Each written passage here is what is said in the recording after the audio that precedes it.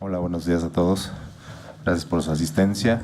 El día de hoy iniciamos con el segundo día de nuestro foro sobre impunidad, reflexiones universitarias. El día de mañana también tenemos nuestro tercer día. Los invitamos a la Facultad de Ciencias Políticas y Sociales aquí en la UNAM. El día de hoy iniciamos con la mesa denominada Impunidad y Procuración de Justicia. Les señalo rápidamente la dinámica de la mesa. Son 5 minutos para presentar a cada moderador. En este momento los voy a presentar cuando se les dé la palabra a cada uno. Posteriormente, cada moderador tiene 15 minutos para desarrollar sus temas. Al final tendremos 5 minutos de conclusiones por parte de los moderadores y de 15 a 20 minutos para que ustedes formulen preguntas y los expertos puedan responderlas. Rápidamente les doy una breve introducción sobre el tema. A fin de lograr una eficiente consolidación del sistema de justicia penal acusatorio, es necesario, por una parte, garantizar la autonomía institucional e independencia operacional de la nueva Fiscalía General, así como superar los retos que enfrentan las instituciones de procuración de justicia, tanto a nivel federal como estatal, entre los que se encuentran lograr la implementación de mejores modelos de gestión y coordinación institucional para fortalecer el sistema de procuración de justicia. Entre los objetivos de esta mesa tenemos el de analizar el proceso de transición de una Procuraduría General de la República a una Fiscalía General que pueda ser verdaderamente autónoma, eficaz e independiente, así como el desempeño que tienen las Procuradurías y Fiscalías en los estados, y dar propuestas para mejorar su desempeño, consolidar a las instituciones encargadas de la Procuración de Justicia, ya que es clave para el combate a la impunidad. Si les parece bien, empezamos con el maestro Iván de la Garza. El maestro Iván de la Garza es licenciado en Derecho por la Facultad Libre de Derecho de Monterrey, maestro en Gestión Pública y Gobernabilidad por el Instituto Universitario Ortega y Gasset, maestro en Derecho Público por la Escuela de Graduados en Administración Pública y Política Pública del Tecnológico de Monterrey. En su actividad profesional siempre ha combinado la academia y la investigación con el ejercicio práctico de la abogacía. Se ha desempeñado en diversas instituciones como la Procuraduría General de Justicia del Estado de Nuevo León y la Dirección General de Atención Ciudadana y Justicia Penal Alternativa. Desde abril de 2015 se desempeña como consultor en temas de seguridad, justicia y reforma penal, especialmente en cuestiones de modelos de gestión, reorganización institucional, evaluación, y actualmente es socio del despacho de consultoría Fortis Consultores SC. Por favor, maestro, adelante. Buenos días.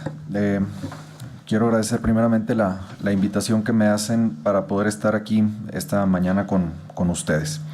El tema de procuración de justicia efectivamente tiene como muchas dimensiones a través del cual se le puede analizar, y hay muchas deudas pendientes en este tema, sobre todo a partir de la reforma constitucional del 2008 y de la posterior reforma que ha dotado de autonomía constitucional al Ministerio Público Federal y que ha sido replicado con mayor o menor éxito en las entidades federativas. El día de hoy yo escogí un tema en específico que es el de la política de persecución penal. Me parece que es un tema que ha estado en boca de las organizaciones de la sociedad civil, de los académicos, de los consultores, de las autoridades.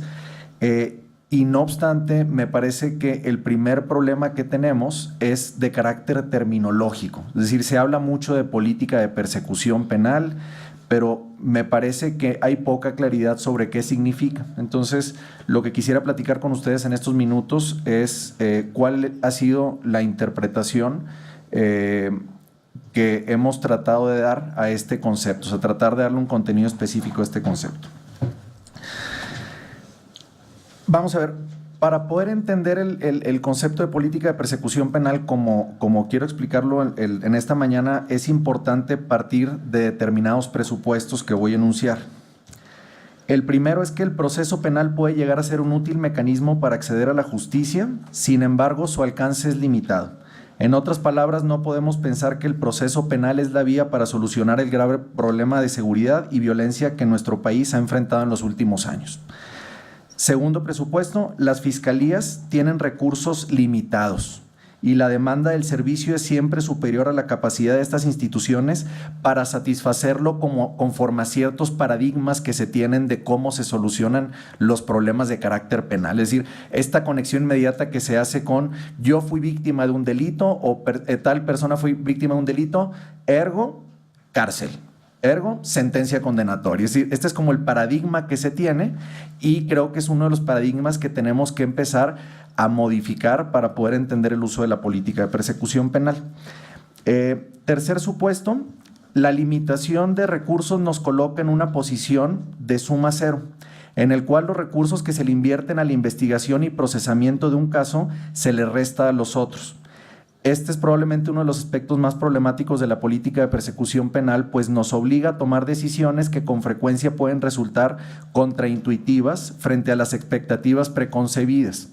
Por ejemplo, el uso del archivo temporal, que tanto estuvimos platicando ahorita en la mañana. El uso del archivo temporal puede resultar puede pensarse como igual a impunidad, pero desde un punto de vista de política de persecución penal y desde un punto de vista de gestión, mandar al archivo temporal ciertos casos nos puede ayudar a reorientar recursos hacia casos más complejos o de mayor impacto en la comunidad. El cuarto presupuesto, la investigación y persecución del delito es un servicio público sujeto a criterios de racionalidad administrativa. Para quienes hemos trabajado en el Ministerio Público sabemos que muchas veces se habla como de la mística del trabajo del Ministerio Público y la investigación y del carácter casi artístico que implica la investigación de un delito. Yo estoy de acuerdo, pero al final del día es una institución pública que presta un servicio público y como todas las otras instituciones públicas está sujeto a criterios de racionalidad administrativa. Y quinto presupuesto, la sentencia no es siempre la mejor forma de solución de un conflicto penal. Porque como dice Kai Ambos, ningún sistema de justicia penal puede funcionar sin mecanismos de abreviación, negociación y selección de casos. Si no aceptamos estos 5 presupuestos, cualquier esfuerzo por diseñar una política de persecución penal será completamente estéril. Además, es importante reconocer que con la aceptación de estos supuestos, implícitamente estamos aceptando y reconociendo que siempre habrá una cuota de impunidad, que a lo mejor en una organización que se llama Impunidad Cero, como quien organiza este panel, puede sonar extraño, pero siempre en los procesos penales o el sistema de justicia penal tiene que reconocer que hay una cuota de impunidad. La clave y en lo que nos ayuda la política de persecución penal es a tratar de definir hasta qué punto y en qué casos es racionalmente admisible esta cuota de impunidad. Dicho lo anterior, es preciso tratar de darle un significado específico al concepto de política de persecución penal. Y me parece que el origen del problema, en buena medida, tiene que ver con el uso del término política, que en México es ambivalente, que se presta muchas interpretaciones. Entonces, lo que voy a tratar de hacer es explicar la política de persecución penal a través de 3 dimensiones distintas. La primera dimensión está en el nivel de mayor abstracción y se observa como un conjunto de principios y una manifestación de intenciones que guiarán la actuación de la Fiscalía. Su publicidad compromete directamente al titular de la institución con la ciudadanía, lo cual resulta aún más importante ahora que las fiscalías contarán con autonomía constitucional. En esta dimensión se establecen cuáles son las prioridades de la Fiscalía, es decir, a qué se destinarán mayores recursos o una mayor atención. Es más importante en este nivel más abstracto definir qué es lo que se hará que cómo se hará. La segunda dimensión tiene que ver más bien con el concepto de política como política pública. Es decir, una vez que el titular de la Fiscalía nos define cuáles son las prioridades institucionales, lo que se tiene que hacer es aterrizar esto en política pública que cumpla todo el ciclo, digamos que sigue en política pública, identificación de problemas, plantear soluciones, ejecutar soluciones, evaluar y saber si efectivamente estamos cumpliendo o no estamos cumpliendo con la satisfacción de, digamos, con lo que se observó, lo que se detectó como un problema. La tercera dimensión de política de persecución penal es la más aterrizada y la de mayor utilidad operativa. La podemos observar en un conjunto de herramientas en forma de disposiciones normativas en sentido amplio. Disposiciones normativas no me refiero a leyes, me refiero en general cualquier lineamiento que condicione la actuación del servidor público de las fiscalías y que facilitan y guían a los operadores en el proceso de toma de decisiones en el día a día.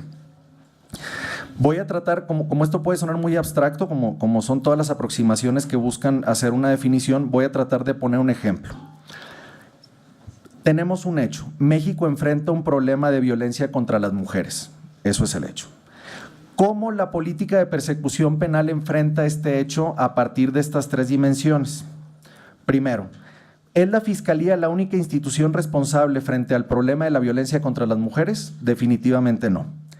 ¿La Fiscalía debe trabajar en la solución de este problema? Definitivamente sí. ¿Cómo lo hace? Incorporando el problema de violencia contra la mujer a su política de persecución penal. Entonces, ¿cómo se incorpora?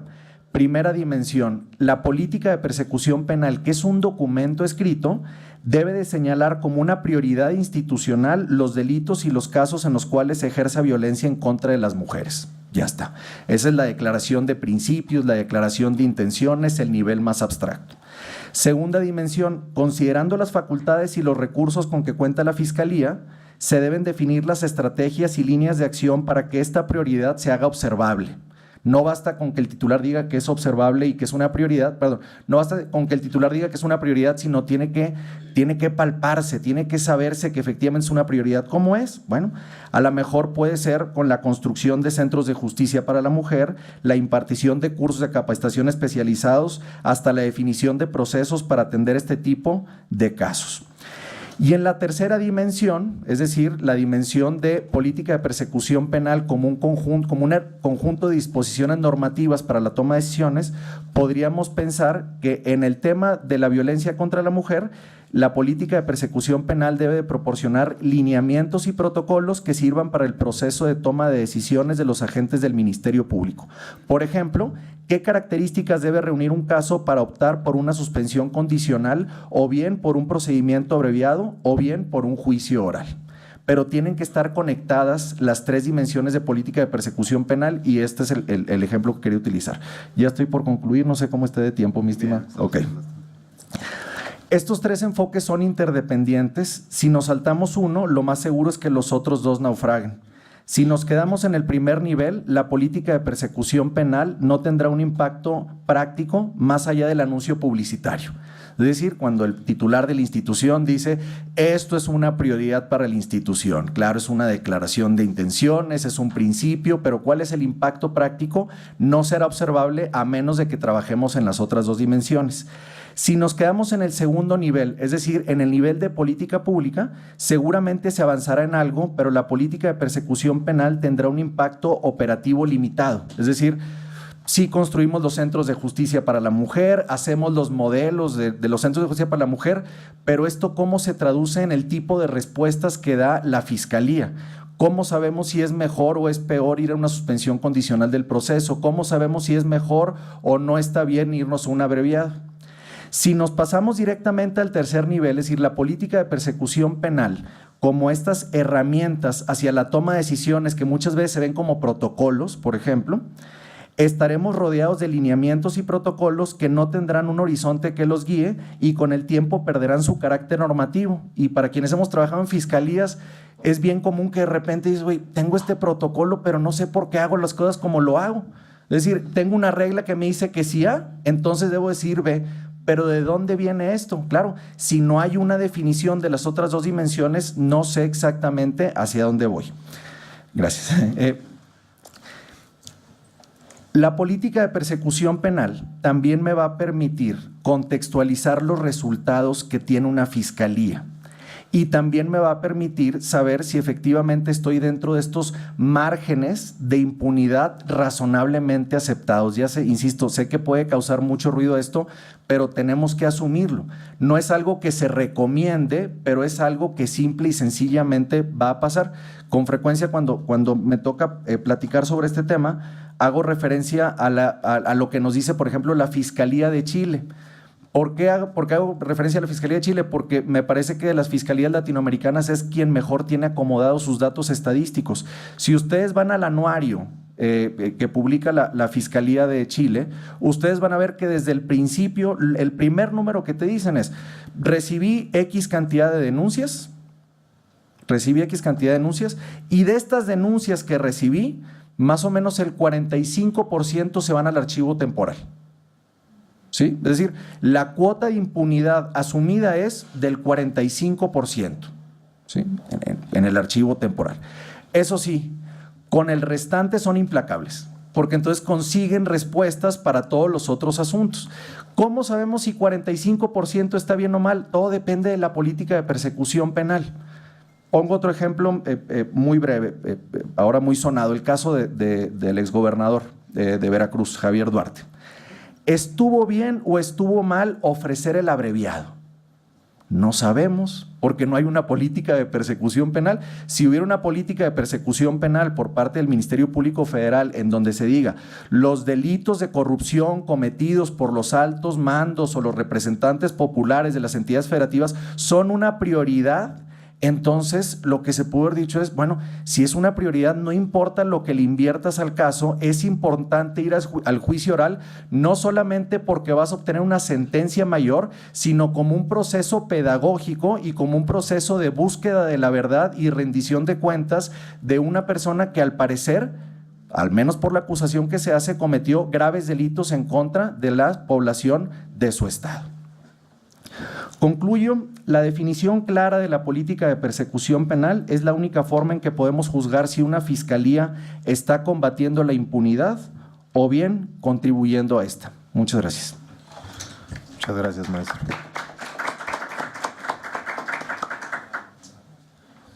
A continuación, cedo la palabra a la maestra María Novoa. La maestra es maestra en Políticas Públicas de la Universidad Simón Bolívar, especialista en Planificación del Desarrollo y licenciada en Ciencias Políticas y Administrativas de la Universidad Central de Venezuela. Ha trabajado en el Banco Mundial en proyectos de modernización y reforma judicial, así como en proyectos de fortalecimiento institucional en diferentes países de América Latina y Europa Oriental. En México ha participado en proyectos de la Suprema Corte de Justicia de la Nación, del CIDE, y fue directora general de Coordinación Interinstitucional de la Secretaría Técnica para la Implementación de la Reforma Penal de la Secretaría de Gobernación. Asimismo, fue asesora externa de la Unidad para la Implementación del Proceso Penal Acusatorio de la Procuraduría General de la República, participando en la planeación de la implementación y en la definición del modelo de gestión para la operación de dicho sistema. Actualmente es coordinadora del Programa de Justicia de México Evalúa en conjunto con el CIDAC. Adelante, maestra. Muchísimas gracias, buenos días. Igualmente quiero agradecer a la organización Impunidad Cero y el Instituto de Investigaciones Jurídicas por su amabilidad de estar en su sede. Y en lo particular yo quisiera enfocar lo que voy a exponerle en estos minutos, es más bien trabajar lo que es la impunidad, o más bien, más que impunidad, el nivel de efectividad que estamos teniendo con el nuevo sistema de justicia penal en México. Esto esencialmente lo suscribo en términos del trabajo que llevamos haciendo desde hace 5 años, un seguimiento y una evaluación sistemática de lo que ha sido primero la implementación de este proceso a nivel de cada entidad federativa, igualmente en las instituciones federales, como ahora desde hace 2 años en plena vigencia en la operación de este sistema, le estamos haciendo un seguimiento y una evaluación cómo está funcionando. Y este año, en nuestro reporte de hallazgo 2017, en lo particular, hicimos una innovación que fue como trabajar un índice de impunidad, le llamamos de impunidad porque es como mediáticamente mucho más escuchado, pero esencialmente lo que estamos es midiendo la efectividad en la operación del sistema penal. En ese sentido, buscamos varios referentes de cómo medir este proceso bajo la lógica del sistema penal acusatorio. Y en ese sentido conseguimos una metodología y una fórmula que nos ayudó en este aspecto. Y básicamente el indicador que trabajamos nos permite considerar dentro de la medición de efectividad no solo las sentencias condenatorias, que podríamos decir que en el sistema anterior era como que esencialmente la única salida, que si consignaba o no consignaba y esto terminaba en una sentencia. Aquí en esta lógica del sistema penal estamos considerando el resto de las salidas o soluciones posibles que puedes tener de los casos que ingresan al sistema, ¿no? De esta medición excluimos 8 estados porque no teníamos la información suficiente que nos daba los censos del INEGI. trabajamos los censos de impartición de justicia y procuración de justicia que genera el INEGI porque nos daba toda la información en términos de la construcción de este indicador. En este sentido, si vemos rápidamente el índice, tenemos como promedio nacional de impunidad de un 87.3%, que esto en términos de efectividad estamos alrededor un poquito más de un 20% de efectividad del sistema penal acusatorio en términos de su operación. Básicamente lo que hacemos nosotros a partir de esta metodología que instauramos fue que trabajamos, si ven arriba, tenemos definido lo que serían las diferentes salidas alternas y anticipadas que nos provee el sistema en el cual podemos hacer salidas, más lo que serían las sentencias condenatorias, que sabemos que las sentencias condenatorias pueden estar ya en sede judicial y estarían fundamentalmente en el juicio oral como resultado o en lo que sería el procedimiento abreviado. Y abajo tendríamos lo que sería, arriba lo que tenemos es como las salidas positivas, que ahorita les voy a señalar que serían básicamente, para nosotros salidas positivas son porque estamos resolviendo efectivamente lo que serían criterios de oportunidad, el no ejercicio de la acción penal, causas penales concluidas por acuerdos reparatorios, suspensión del proceso, procedimiento abreviado y perdón del ofendido. Para nosotros esas serían como las salidas positivas. Y por supuesto tenemos las sentencias condenatorias como el número de sentencias condenatorias por los juzgados dictadas por los juzgados de ejecución penal. Y por el otro lado tenemos lo que serían las investigaciones iniciadas, cuáles serían, que son para nosotros como las salidas negativas, que a la final no estamos resolviendo, aunque sí son salidas legalmente establecidas como proceso, que sería básicamente la suma de las carpetas de investigación determinadas por incompetencia, por facultad de abstenerse a investigar y causas penales determinadas por sobreseimiento y por prescripción. Esos serían como que las salidas que son legales, pero que para nosotros no estamos resolviendo el conflicto, es decir, la razón por la cual entraron en el sistema para su procesamiento. En esta parte no incluimos lo que es el archivo temporal, porque aunque es una salida, es una determinación dentro del proceso, es una determinación que en cualquier momento, si llevamos un trabajo de investigación, podemos reactivar estos casos que han ingresado en archivo temporal, ¿no? Y se puede manejar en función del sistema. Aquí yo les quiero también, en la siguiente lámina, ver lo que nosotros dibujamos como la tubería procesal para ir focalizando donde tenemos ahorita el principal problema en términos, y es ahí donde estamos inclusive nosotros señalando que tenemos una impunidad institucionalizada en el proceso por lo siguiente. Fíjense ustedes que solamente están, de los delitos conocidos, tenemos una cifra negra importante en el país. Vamos a decir que alrededor del 6% de todos los delitos, del 100%, son los que ingresan al sistema. De ese 6% que ingresa al sistema, prácticamente el 50% se nos está quedando acumulado a nivel de la Procuración de Justicia.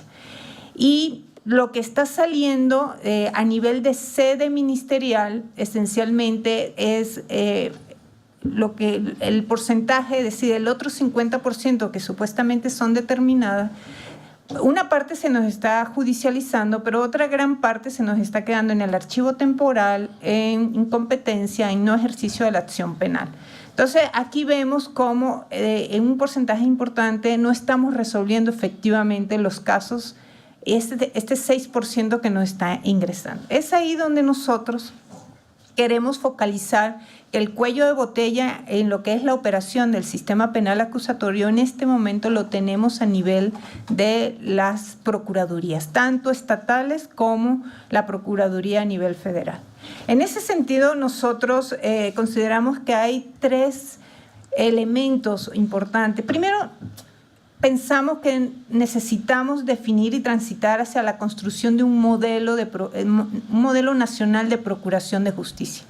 Solamente trabajando la Procuraduría Federal no vamos a resolver el problema que tenemos en el país en términos de lograr esta parte del proceso activarla y que realmente logremos los resultados. Y aquí esto involucra todos los ámbitos, desde federal hasta la estatal.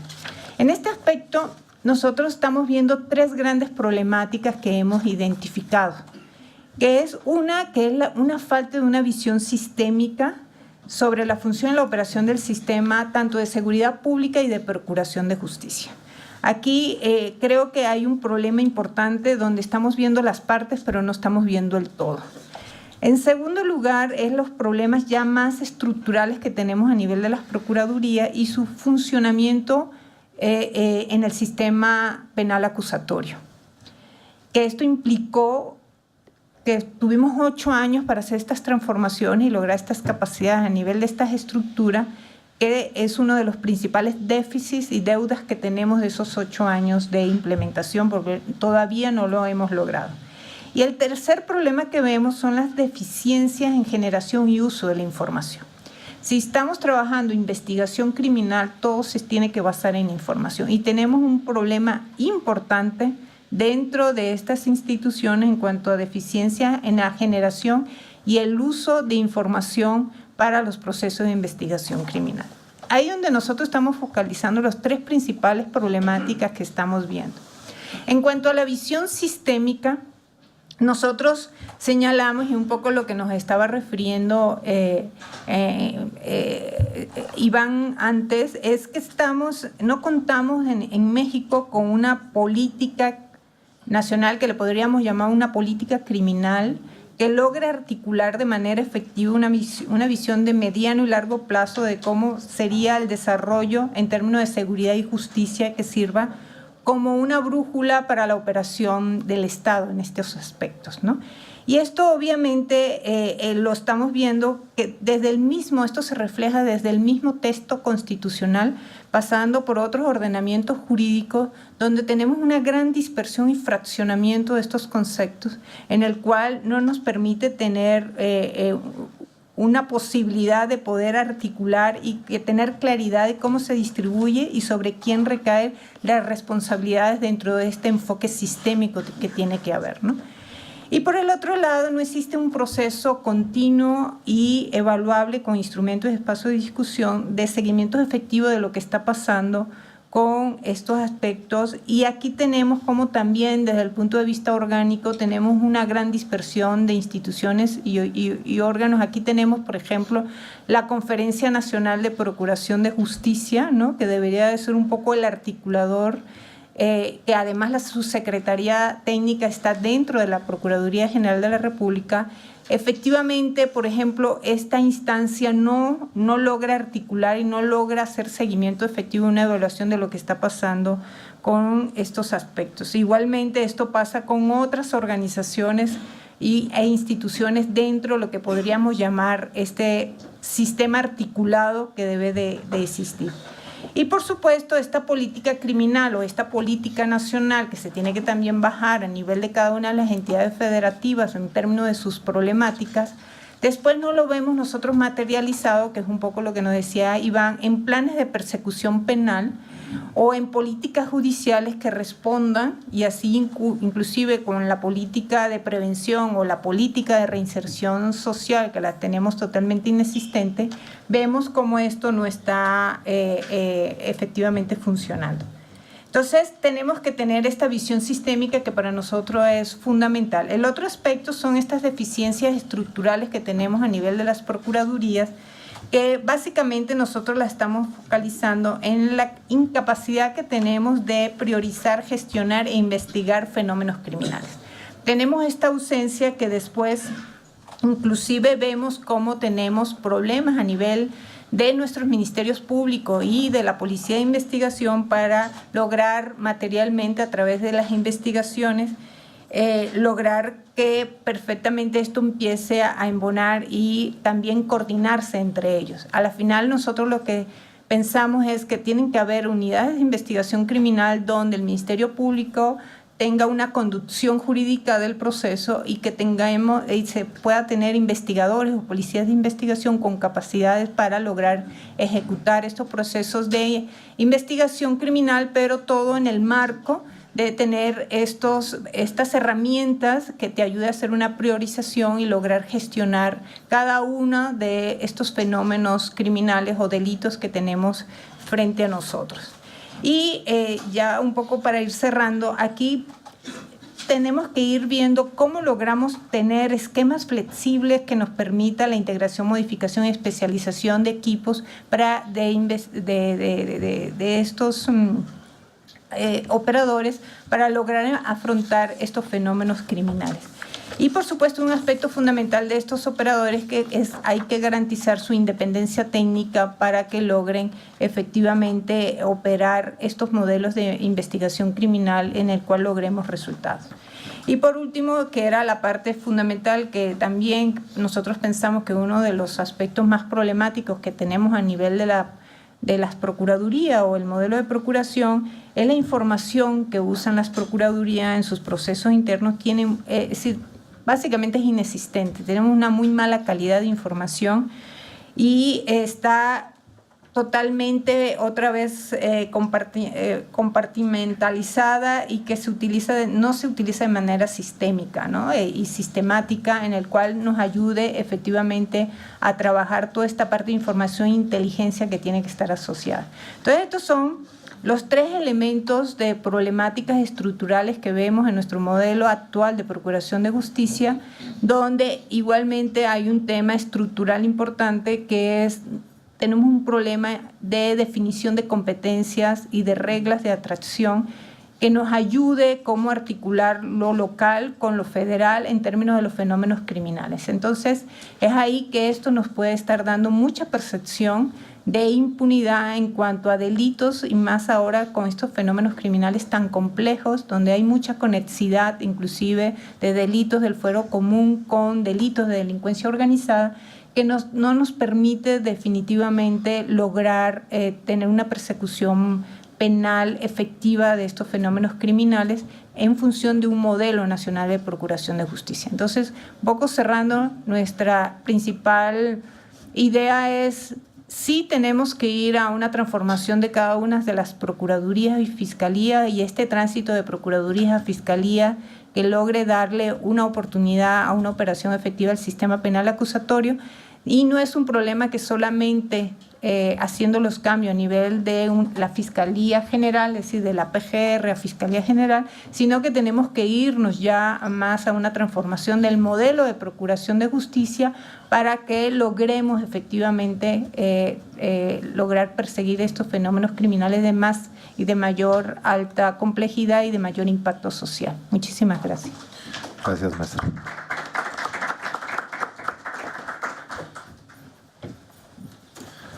A continuación nos hablará el licenciado Miguel Ángel Urbina Martínez. Él es licenciado en Ciencias Jurídicas y Sociales, graduado de la Universidad de San Carlos de Guatemala, de nacionalidad guatemalteca. Ha trabajado como consultor en diversos países como Panamá, Bolivia, Guatemala, México y Paraguay, Haití. Realiza investigación y litigio de casos en graves violaciones a los derechos humanos y el derecho humanitario a nivel nacional e internacional. También ha desarrollado procesos de formación a fiscales, jueces y policías en el desarrollo de competencias para la aplicación del sistema penal acusatorio. Ha sido autor de investigaciones en temas como acción de amparo, gestión del Ministerio Público, de la defensa pública penal, violación sexual durante el conflicto armado interno en Guatemala, corrupción y violaciones de derechos humanos, estrategias de defensa con enfoque de género, entre otros. Actualmente coordina el área de defensa integral de la Fundación para la Justicia y el Estado Democrático de Derecho. Muchas gracias, buen día. Para mí es un honor poder compartir con ustedes un enfoque sobre qué está pasando no solo en México, sino en América Latina. Yo creo que acá un punto de partida importante es que México en América Latina es el primer país federal que asume el desafío de una reforma a un sistema acusatorio. En América Latina tenemos solo 3 países federados, que son Argentina, Brasil y México. Y en Argentina tienen un código penal federal, pero códigos procesales provinciales, a diferencia de Brasil, que tiene un código procesal nacional, y códigos penales federales, o sea, es un poco inverso. Y México asumió el desafío luego de varios años y de experiencia en América Latina, pero en donde, digamos, el gran problema que se enfrenta en general la región es a dos grandes problemas. Uno, a una impunidad generalizada, pero también a una arbitrariedad de los sistemas judiciales. O sea, los sistemas judiciales en general, si hacemos un balance, son o impunes por las cifras que nos acaban de mostrar, pero también son muy arbitrarios. Y en esos rangos, o en ese amplio rango, se mueve la transformación del sistema acusatorio. Este sistema, digamos, o la idea en América Latina de transitar hacia sistemas acusatorios nace más o menos en 1986 a 1988-89 con el Código Procesal Tipo para Iberoamérica, y a partir de ahí se comienzan a desencadenar procesos de reforma judicial. Una de las grandes deudas que tiene o que tuvo este proceso, digamos, cuyo primer país, no sé si afortunado o desafortunadamente fue Guatemala, implementa un código de corte acusatorio en 1994, y luego de eso ya se viene Salvador, Honduras, Costa Rica nuevamente, Panamá, que es uno de los últimos, Dominicana, Ecuador, Bolivia. Una de las grandes deudas que ha tenido este sistema es en reflexionar básicamente sobre cómo los operadores deben operar en un sistema acusatorio. Y ahí hemos tenido, y sobre eso quisiera enfocarme, tres aspectos que es importante, que serían un desafío para México en este momento. O sea, para mí hay tres aspectos básicos que hay que ver. Uno es el aspecto normativo, los aspectos orgánicos y los aspectos culturales. Normativamente, en los sistemas procesales perviven normas que vienen del sistema inquisitivo, como por ejemplo, en el caso muy particular de México, ustedes tienen la subordinación de la orden de detención a la existencia de una denuncia. ¿Qué significa esto? De que seguimos considerando la denuncia como un presupuesto procesal del proceso. Y este resabio, que parece poco trascendente, ha llevado a considerar de que en los delitos de oficio en México, todas las denuncias o todos los casos tienen que tener por lo menos una denuncia, una querella o un acto procesal que le dé inicio. Sin embargo, nosotros podemos ver que por los medios de comunicación se denuncian muchos hechos delictivos, ¿no? Y estos hechos delictivos, si no tienen un denunciante, pues nunca se van a investigar, y esto constituye una gran cifra negra. De esto, otros países, digamos, han trascendido y han considerado que, bueno, que a partir de lo que ustedes regulan en el artículo 21 de la Constitución, primer párrafo, la investigación debe ser de oficio. O sea, siempre que el Ministerio Público, el órgano de persecución, tenga noticia por cualquier medio de un hecho criminal, debe iniciarse la investigación. Y no esperar a que haya un denunciante, a que haya una querella o que haya un acto procesal que dé inicio a este proceso. Otro de los problemas que hemos visualizado está referido a las facultades que limitan la publicidad de los juicios o de los actos procesales. Un sistema judicial de corte acusatorio pues se basa en el principio de realidad, pero fundamentalmente en el de publicidad. O sea, la gran venta que se hizo de los sistemas acusatorios, o que se ha hecho de los sistemas acusatorios, es que tenemos que tener juicios públicos, ¿no? Y básicamente, y en algunos otros países, actos procesales públicos. Por ejemplo, la imputación, en el caso particular, por ejemplo, de Guatemala, y esto tiene que ver también con aspectos culturales, nosotros hemos tenido audiencias iniciales en donde son transmitidas en directo por los medios de comunicación. Obviamente porque es procesado un expresidente o es procesado una expresidenta del país o un personaje que ha cumplido o jugado un rol importante. En el caso de México, uno de los aspectos que se ve poco es esta publicidad de los juicios o esta publicidad de los actos procesales. Entonces el sistema de justicia todavía o aún es sumamente endogámico. Otro de los desafíos en el aspecto normativo es, que es necesario revisar es la subordinación de actos de investigación a requisitos formales excesivos, ¿no? Por ejemplo, México es uno de los pocos países donde hacer un cateo es muy difícil, por no decir imposible, de acuerdo a cómo se encuentra regulado en el Código Nacional de Procedimientos Penales. O sea, para que en México se haga un cateo, se necesitan 2 testigos de asistencia propuestos por la persona moradora del domicilio, y si no se tienen, pues igual el órgano a cargo de llevar adelante este acto, pues tiene que proponerlos. Y normalmente se consiguen, y esto genera un problema también de opacidad, de alguna manera, en cuanto a la práctica del sistema de justicia. Hay una limitación muy grande de la práctica de intervenciones de comunicaciones. Hoy en día nadie se imaginaría cuál es la incidencia del uso de la tecnología en la comisión de hechos delictivos. Sin embargo, México tiene grandes reservas para acceder a información telefónica. Hay países en donde esto se ha restringido únicamente al acto de la comunicación propiamente dicho, pero si revisamos cómo está regulado en México, nos daremos cuenta de que todos los registros de la comunicación, la data telefónica o las sábanas, también son reservadas y se requiere autorización judicial para acceder a este tipo de información. El tema de los delitos de prisión preventiva oficiosa, fundamentalmente este es un problema que no solo lo tiene México, lo tiene la mayoría de países.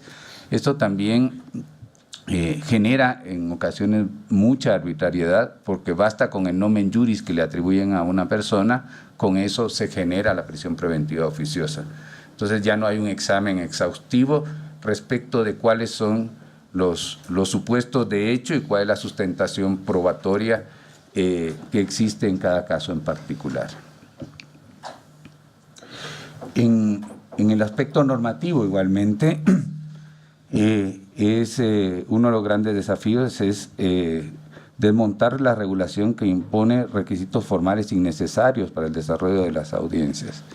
En un análisis que hacíamos, o me tocó realizar, sobre cómo estaba funcionando el sistema acusatorio, nos pudimos percatar que las audiencias iniciales tenían una duración en tiempo mucho mayor que un juicio, en horas. Entonces, una audiencia inicial te puede durar 11 horas y un juicio te dura 3, 4 horas, un debate. Y esto es bastante inconsistente porque el sistema de justicia en realidad se mueve a partir de niveles de cognoscibilidad y por lo tanto una audiencia inicial no tendría que ser tan exigente como si lo debiese ser un juicio oral y público. Evidentemente, en el aspecto normativo, uno de los aspectos donde hay que profundizar es en garantizar la independencia y autonomía de quienes ejercen la función del Ministerio Público. Y esto es importante no solo porque ustedes lo tienen ahora consignado en el artículo 102 de la Constitución respecto a la Procuración de Justicia de la Fiscalía General de la República, sino que la autonomía y la independencia tiene que ser en concreto, o sea, tienen que ser los fiscales, los que deben ser autónomos en el ejercicio de la función fiscal. Y esto va a pasar por muchos aspectos que vamos a abordar más adelante, que tienen que ver con cómo se hacen los sistemas de nombramiento, cómo se generan los mecanismos de control. Uno de los aspectos acá en temas de control que es necesario revisar es que hay muchos controles ex ante que obstaculizan la función fiscal.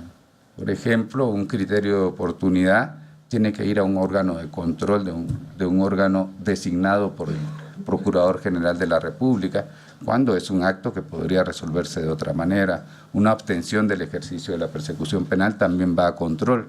Entonces, muchos actos procesales que tienen que ver con el ejercicio, con la dinámica de los fiscales en el ejercicio de la persecución y acción penal pública tienen controles ex ante, cuando en realidad quizá lo más propio sería que estos controles fueran ex post o estuvieran sujetos a controles de las partes, ¿no? Yo suelo decir en algunos momentos, y me llamó mucho la atención la primera vez que estuve en México, que acá es el único país donde una persona detenida es revisada por lo menos 3 veces por un médico. Esto en ningún otro país del mundo se da. Y siempre seguimos teniendo problemas o denuncias de tortura. Y cuando preguntamos dónde está regulado esto, no existe una regulación estricta que disponga esto, y dejamos subordinado el sistema a controles meramente formales y no sustanciales. En ese marco, digamos, es importante ir equilibrando normativamente también el rol de la defensa. Para quienes han presenciado audiencias iniciales, pues podrán advertir que muchos defensores se van a dormir porque básicamente no tienen que contradecirle nada al fiscal, quien es el que debe justificar todo. En el ámbito orgánico, básicamente el gran desafío es en generar niveles de organización o modelos de organización flexibles que puedan abordar la complejidad de los fenómenos delictivos, y quizá los desafíos más grandes que tengamos es en el aspecto cultural. Acá han habido aspectos que llaman la atención, por ejemplo, de que los fiscales no pueden entrevistarse con un testigo porque son considerados nuevamente testigos en una causa, o que los fiscales no pueden tener contacto con la evidencia material porque se convertirían en testigos. Entonces la cadena de custodia la realiza el policía y las entrevistas también la realiza el policía. Y algo que llama poderosamente la atención cuando uno litiga es que muchas veces los registros sobre entrevistas de testigos se dan y consignan, digamos, las mismas declaraciones, como que si los testigos no declararan con las mismas faltas de ortografía, ¿no? Entonces, tenemos un problema ahí que superar, que es cómo trascendemos de un sistema de prueba legal o tasada, que es la base de los sistemas inquisitivos, a un sistema de libertad probatoria, que es el consignado en el Código Nacional de Procedimientos Penales. Me parece que en ese marco, digamos, uno de los grandes retos que tiene la academia en nuestros países es poder ir generando sistemas de formación, no solo que desarrollen competencias, sino también un análisis crítico sobre el funcionamiento de los sistemas judiciales y cuál es el aporte que estos deben dar a la sociedad. Muchas gracias. Gracias, licenciado.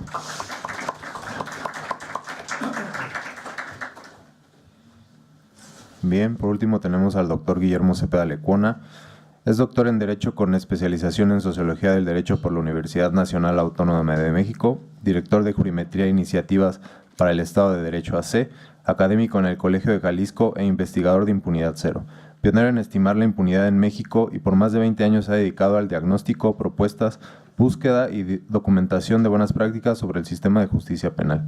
Autor de la multicitada obra Crimen sin Castigo, publicada en 2014, así como el Índice Estatal de Procuradurías y Fiscalías en las ediciones de 2017 y 2018, y la investigación Impunidad en Homicidio Doloso en 2017, publicada por Impunidad Cero. Adelante, doctor. Muchas gracias, muy buenos días. Agradezco la invitación de Impunidad Cero, también de la hospitalidad del Instituto de Investigaciones Jurídicas, mi escuela, aquí fue donde estudié mi posgrado. Es un gusto, y a ustedes por su interés en estar en estas jornadas con el tema de impunidad. Y bueno, hay en este tema de la Procuración de Justicia, coincido plenamente con quienes me han antecedido en el uso de la palabra. Como bien decía María, es la Procuración de Justicia, la carpeta de investigación es el corazón de la impunidad, es decir, ahí está el cuello de botella. Tenemos muchos problemas en prevención, muchos problemas seguramente en materia en materia de poder judicial y por supuesto en el tema de reinserción social, pero nos concentramos mucho en el tema de procuración de justicia porque está ahí el cuello de botella. Para que nos demos una idea, la probabilidad en México de que se cometa un delito y el responsable sea puesto a disposición de un juez o sea llevado a un centro de mediación o su caso haya tenido una de estas respuestas efectivas que aquí reseñaba María, es de 1.22%. Es decir, es mínimo. Pero ya que está ante un juez, la probabilidad de resultar con alguna consecuencia legal, alguna condena o salir con una suspensión por ciento de prueba es del 77%. Es decir, lo difícil en nuestro país es que se esclarezcan los delitos.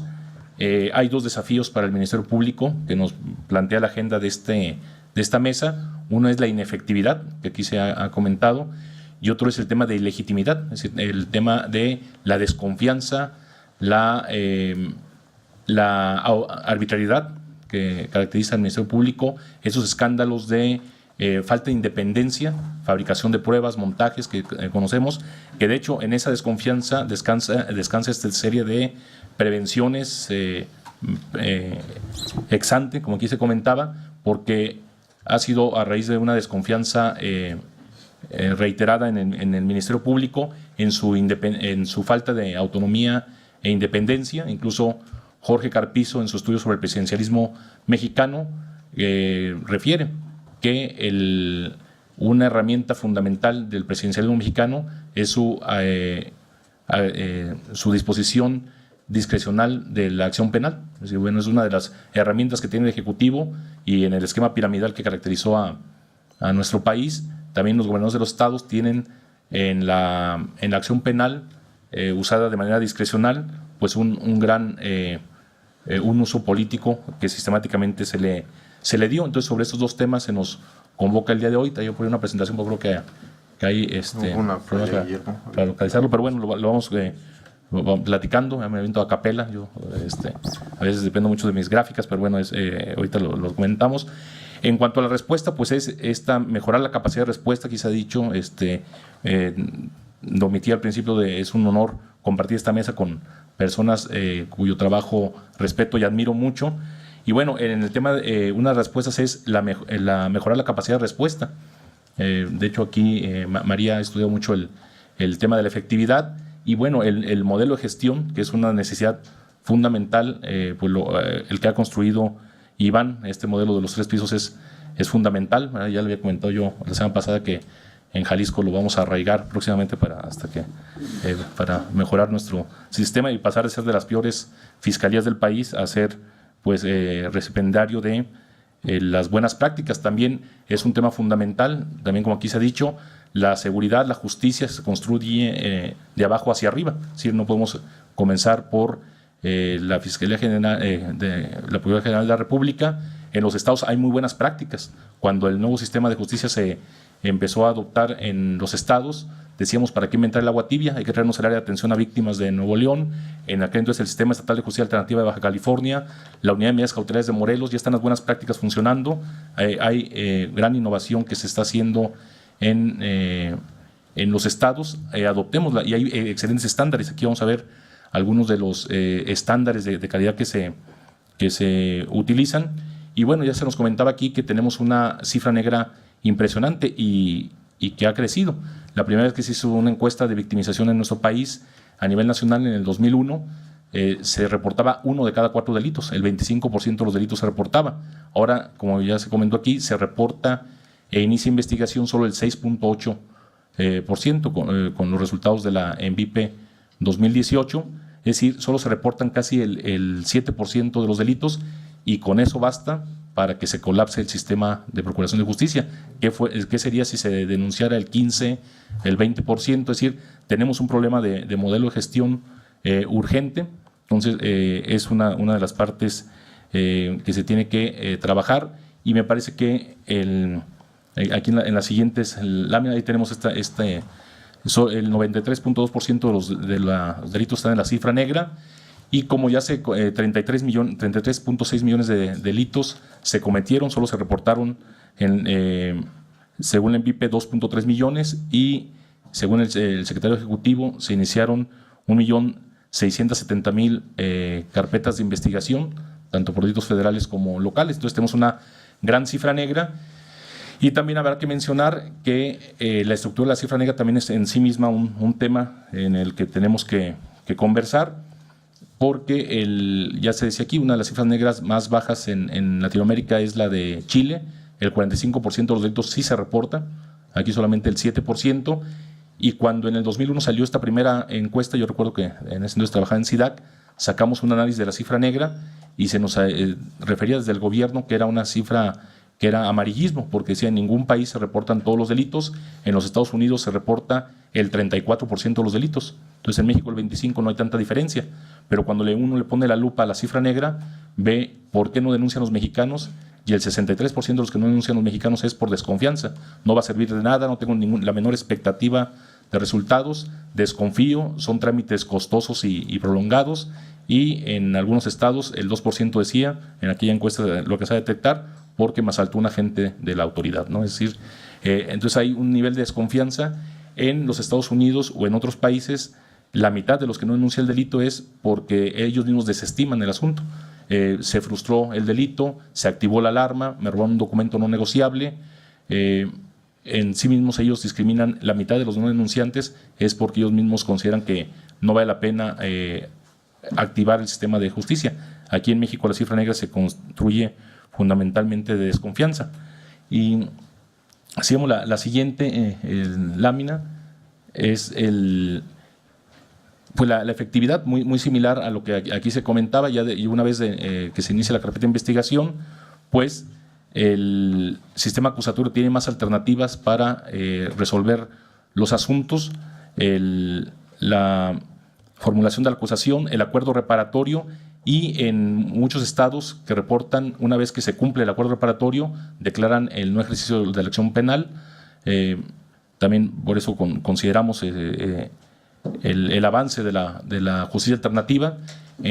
Según el censo del 2017, en México se resolvieron por acuerdo reparatorio 98,000 casos, mientras que se ejerció la acción penal o se formuló imputación en 85,000. Ahí vemos la importancia que está tomando ya la justicia alternativa. Obviamente, como se dice aquí, es muy importante aumentar la tasa de judicialización y la respuesta para los denunciantes. Todavía había algunos casos de rezago en los censos 2017. Tenemos este 18% de efectividad por ambos. Entonces esta tasa de asuntos que no quedan resueltos sí es de alrededor del 82%, muy similar. Aquí comentaba María, ellos en el México Evalúa tienen una tasa de impunidad de 87,3%, son datos similares. Y bueno, anticipando, si me permiten aquí de los colegas de Impunidad Cero, pues vamos a presentar el siguiente mes nuestra investigación sobre impunidad en homicidio intencional es de 89,1, es decir, está creciendo pues lamentablemente el tema de la impunidad en homicidio, y como aquí se ha comentado, el gran desafío es cambiar el modelo de gestión. Si vemos la siguiente lámina, bueno, son algunas de las propuestas para mejorar la capacidad de respuesta. El tema de los más centros de recepción de denuncias en Morelia, ya también aquí en la Ciudad de México, en algunas municipalidades, se está recibiendo por parte de la Policía Uniformada las denuncias, es decir, aumentar la capacidad de recepción de denuncias, fortalecer la justicia cívica. Tiene un impacto fundamental el establecer áreas de seguimiento en estas materias. Un dato impresionante que dio a conocer la Policía de Morelia hace unas semanas fue que de 108 víctimas mortales por homicidio en Morelia, en el primer semestre del 2018, 84 habían tenido un incidente con la justicia cívica. Es decir, si desde ahí se ataja la violencia, si se acompaña, si se evita que los adolescentes en conflictos con la ley regresen a las inercias que los hicieron delinquir, también en una prevención terciaria, los que están por reinsertarse a la sociedad son acompañados para que tengan pues, alguna actividad, algún trabajo, que tengan cómo reinsertarse a la sociedad, pueden tener esta oportunidad para no regresar a los círculos de la violencia de los que forman parte. y muy importante el tema de la atención a las víctimas, los órganos especializados de mecanismos alternativos. En Baja California tienen el ISO 9001-2015, que ya pierden esa certificación si hacen esperar más de 17 minutos a sus víctimas para ser atendidas y denunciar un delito. Según la ENVIPE, son 138 minutos los que tiene que esperar una persona para ser atendida en promedio en nuestro país. Entonces, este tipo de estándares nos ayuda fundamentalmente. Y lo que aquí se comenta, si el sistema penal fuera negocio, habría que quebrarlo 3 veces al año. Entonces, no hay dinero que alcance para el modelo de gestión anquilosado que tenemos, de atender los casos en fila india, ¿no? Es decir, haciendo la analogía de un hospital, es como si ponemos en la unifila y atendemos lo mismo al que se rompió una uña, que al que le viene a un infarto. Si llegó primero el de la uña, cuando el sentido común nos dice que un prestador de servicio social le puede limpiar la herida y vendar, no, decimos tiene su derecho constitucional, el gerente de este hospital imaginario, se tiene su derecho a un cirujano, baja el cirujano y hace lo que ya pudo haber hecho cualquier estudiante de enfermería o voluntario, limpiarle la herida y vendarla. Él ya se quiere ir, pero lo mantienen, le dan una cama en este hospital imaginario al de la uña, ya se quiere ir a trabajar, pues dice, no tienes que quedarte en observación por 48 horas, ¿no? Tienes que quedar aquí. Y ya después, si sigue vivo, pues atienden al del infarto, ¿no? Entonces, a los dos les dan una cama y por si acaso a los dos les dan quimioterapia. Es decir, todo su proceso con un defensor público, agotando todas las instancias. Entonces, el nuevo modelo de gestión, uno de ellos muy exitoso porque se ven sus resultados en breve plazo, el de los 3 pisos, pues te dice, no, atiéndelos como en los bancos, según la complejidad, según la necesidad del usuario. Viene con un problema de víctimas directamente a la atención a víctimas. Se le extravió, le robaron su pasaporte, su visa, bueno, un formato autollenable que presenta en esta otra ventanilla. Este otro califica muy bien para la justicia alternativa, se canaliza y así le damos mejor atención con tasas óptimas que el mismo modelo ha desarrollado con estos protocolos de atención para canalizarlos, y han logrado que, también lo ha documentado México Evalúa, Impunidad Cero, Jurimetría, estados como Guanajuato logran atender hasta el 60% de los asuntos, lo logran resolver, cuando el promedio nacional es 18%. Hay estados como Jalisco, que solo el 5% de los asuntos los resuelve. Incluso en Jalisco, considerando la cifra negra, la impunidad también coincide, y en México Evalúa es de 99.3%. Es decir, en Jalisco es más probable que una persona compre el billete de la lotería de sorteo zodiaco y salga su signo y su dígito, ambas cosas. Es más fácil que eso suceda a que un delito del que fue víctima se esclarezca. También el modelo de resultados rápidos es muy importante.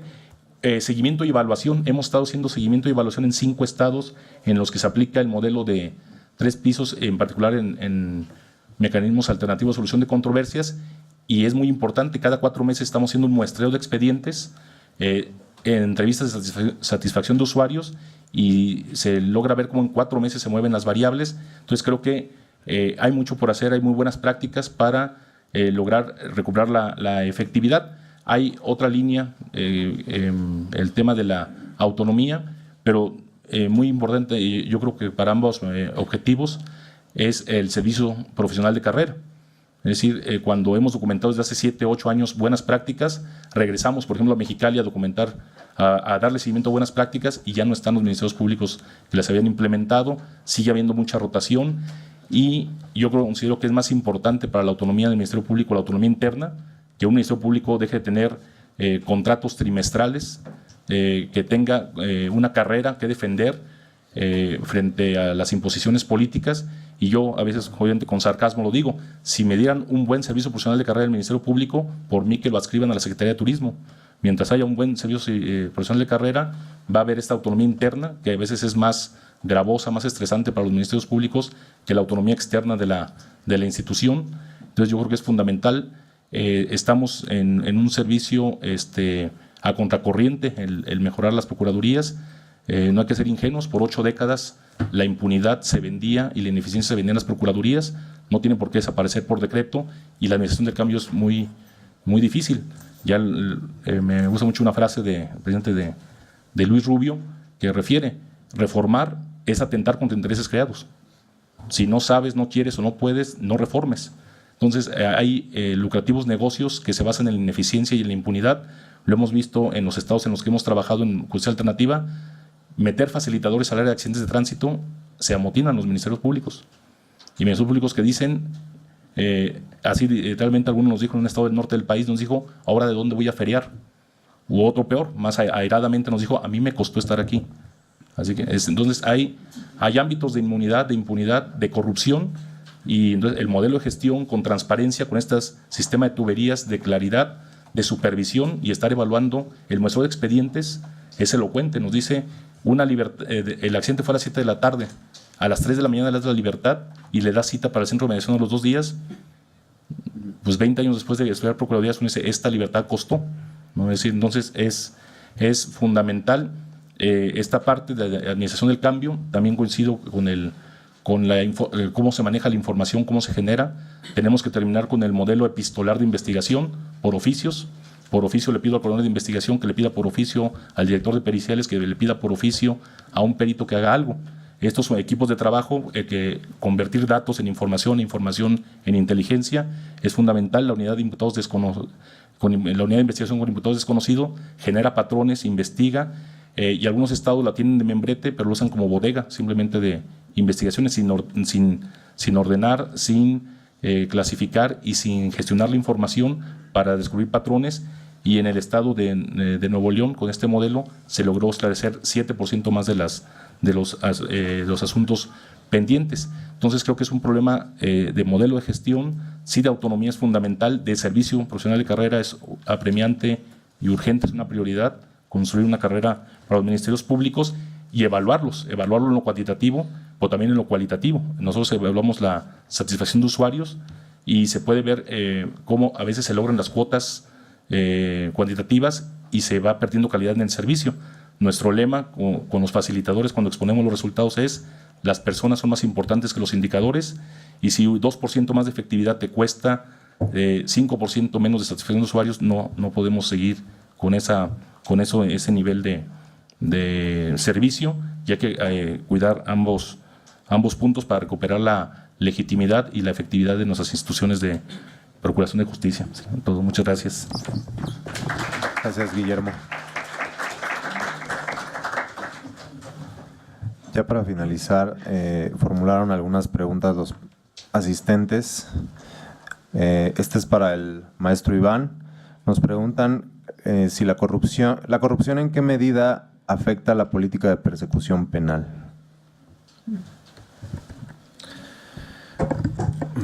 Pues la corrupción yo creo que afecta a todo el funcionamiento del Ministerio Público. Lo que sí me parece es que la política de persecución penal lo que nos ofrece es un horizonte hacia el cual queremos dirigir el funcionamiento de la Fiscalía, y esto nos permite contextualizar resultados, como lo decíamos un momento. ¿Cuánto es una tasa de acuerdos reparatorios adecuada? Depende de mi política de persecución penal. Claro, depende mucho del comportamiento de la incidencia delictiva, pero también de mi política de persecución penal. Entonces, una política de persecución penal me permite tener rangos en donde yo digo, está saludable el Ministerio Público, esta Procuraduría, si el acodo reparatorio, la tasa de acodos reparatorios está entre el 10 y el 15%, por ejemplo, es lo que nosotros tenemos más o menos evaluado. Si se te sale de ese margen, entonces ahí puede estar conectado con un tema de corrupción, porque no necesariamente más acodo reparatorio es mejor. O sea, es adecuado en la medida en que está alineado a tu política de persecución penal. Entonces, otra vez, ¿cómo puede influir, o atendiendo la pregunta en concreto, cómo puede influir la corrupción en la política de persecución penal? Yo creo que es más bien al revés.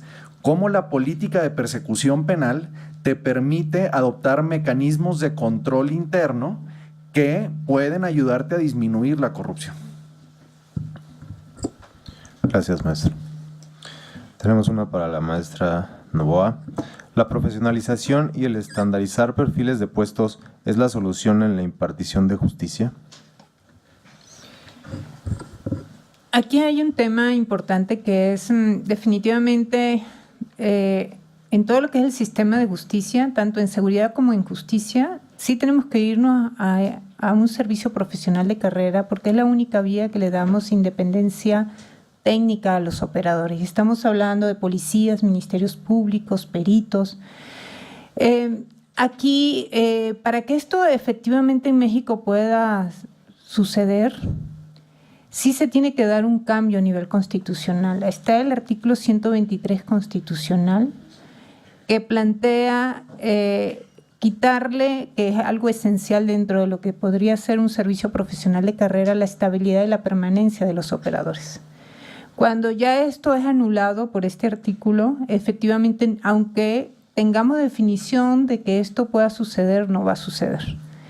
Porque en la medida en que tengamos a unos operadores con la posibilidad de que sean removidos y aunque pueda lograr hasta demostrar que no fue responsable de una determinada conducta o un determinado hecho, no puede ser reinstalado de nuevo en sus funciones. Entonces, ya ahí al quitarle esta parte, creo que va a ser muy difícil tener efectivamente un sistema profesional de carrera, pero es la única manera de darle la independencia técnica que requieren estos operadores para que logremos tener mayor efectividad y resultados en cuanto a la procuración, a la parte de seguridad, procuración de justicia e inclusive en la impartición, aunque la impartición sabemos que a nivel de jueces tenemos mucho más definido el tema de la carrera judicial, aunque también tenemos algunos desliz que seguro lo van a ver en la siguiente mesa,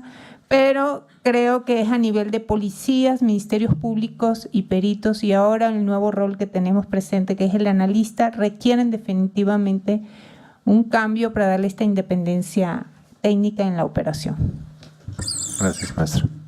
Tenemos uno para el licenciado Miguel Ángel. Nos preguntan que si la estructura administrativa y operativa a su máximo nivel influye directamente para la acertada procuración de justicia. A ver, yo diría que yo quisiera partir no de estructuras orgánicas, sino más de funciones. O sea, nuestros países están muy acostumbrados a organizarse en base a subprocuradurías, direcciones, unidades. Pero en realidad esto termina, yo lo decía, en un país que me tocó vivir y trabajar mucho tiempo, nosotros teníamos juzgados sin jueces, por ejemplo. Entonces teníamos fiscalías sin fiscales, ¿no? Y es como tener hospitales sin médicos, ¿no? Entonces, porque la Administración de Justicia ha tendido siempre a organizarse en base a unidades orgánicas. Y esto creo que diluye mucho los niveles de responsabilidad. Soy partidario más de desarrollar esquemas de organización en base a las personas, en base a los cargos, y esto permite no solo focalizar la responsabilidad, sino también una mejor rendición de cuentas y una mejor evaluación del servicio y poder tornar operativo un sistema de carrera eficiente, ¿no? Muchas gracias, licenciado. Tenemos una para el doctor Guillermo.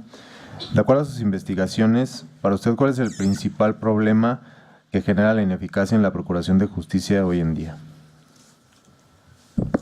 Bueno, pues, evidentemente es multifactorial, ¿verdad? Como todo, es la complejidad de tanto de la profesión jurídica, en el tema de cómo se ejerce el derecho penal, la parte orgánica. Me parece que el modelo de gestión es fundamental, el cambiar los procedimientos internos,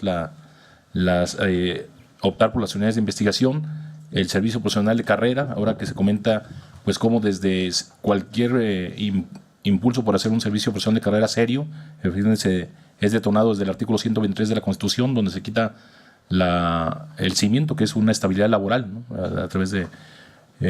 estamos estudiando la posibilidad si desde los constituyentes locales se pueden ampliar, en principio pro persona, estas cuestiones, porque realmente es fundamental para un servicio profesional de carrera. Creo que son todas estas partes, la parte de la profesión jurídica, la parte de la cultura de fortalecer los mecanismos alternativos, el modelo de gestión, la forma en que se previenen los delitos. Ya comentamos, es el cuello de botella el Ministerio Público, pero dice ONU Habitat, tanta prevención como sea posible, tanta coerción como sea necesaria. Es decir, una combinación de ambos términos son los que combaten la impunidad. Es una ecuación que aquí ya se nos comentaba, capacidad de respuesta del Estado contra la incidencia de los conflictos. Entonces hay que trabajar en ambos términos, la reducción de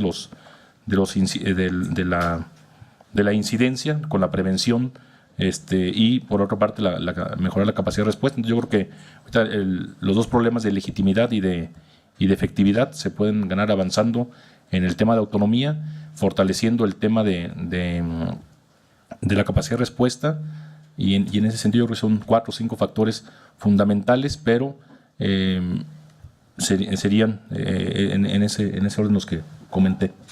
Perfecto, gracias Guillermo. Pues con esto estaremos concluyendo nuestra primera mesa del día de hoy. Los invitamos a la siguiente mesa y si pueden, tienen la oportunidad de quedarse hasta la tercera mesa, van a ser temas bastante interesantes. También los invitamos a que consulten en nuestra página de internet. Hay un concurso de ensayo, se van a premiar los primeros y segundos lugares, es para licenciatura y maestría. Toda la información está en www.impunidadzero.org. Y también si tienen la oportunidad de tuitear nuestro foro con el hashtag Foro Impunidad UNAM. Les agradecemos, buen día.